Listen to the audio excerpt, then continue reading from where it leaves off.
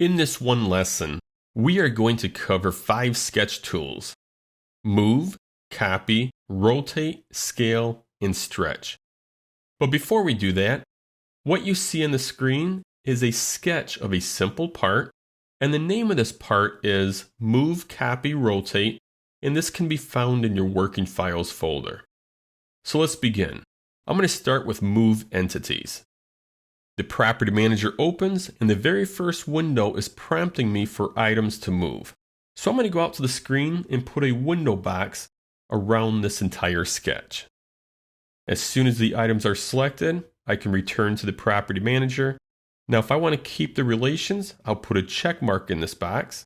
If not, I'll leave it unchecked. Right below this, we have parameters. I can move this based on a from to point or a distance along the XY axis.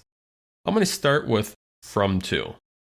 I'm going to select my start point to be this bottom left-hand corner, and then I will simply position the cursor on a new point on the screen and select, and the geometry is moved. Now if I undo this and go back into Move Entities, and this time instead select XY, I can specify a distance to move this along the x-axis, let's say 50 millimeters, and along the y-axis, we'll say 100, and then close out of the move command, and it moves it those two distances. Once again, I'll undo this.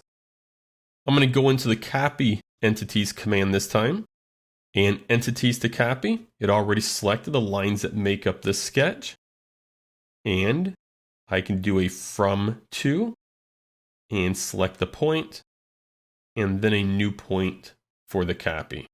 Now the only difference between the Move Entities and the Copy Entities command I think is pretty obvious.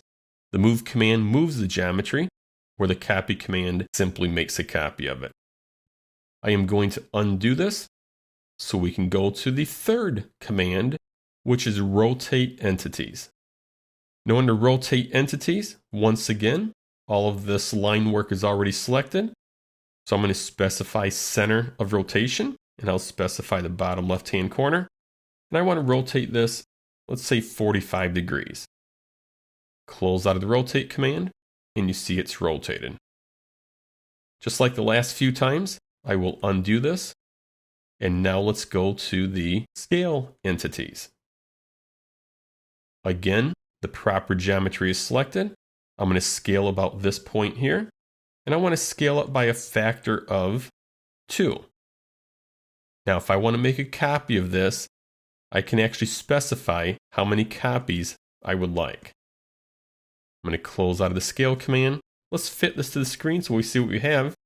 And notice the multiple copies, each one scaled by 2. I will undo this. Let's refit this to the screen and go into the last command, Stretch Entities. Now this one, I need to clear this window.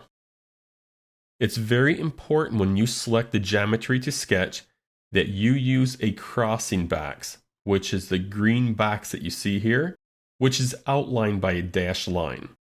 When I release this left mouse button, notice 3 pieces of geometry are selected. And what I'm trying to do here is stretch this right leg to the right. And if I do a from to point, I'll stretch it from this point to this point. And you see the stretch worked correctly. However, if I undo this and I go back into the Stretch Entities command and I clear this window, and instead of using a crossing box like you see here, I use a window box. Notice only one piece of geometry is selected, and then if I select the same bottom right hand corner as Stretch About, and then I stretch it to the right, going back into the Stretch command, inside of this window, I am going to use a window box instead of a crossing box, just so you can see why this does not work. Notice only one item was selected.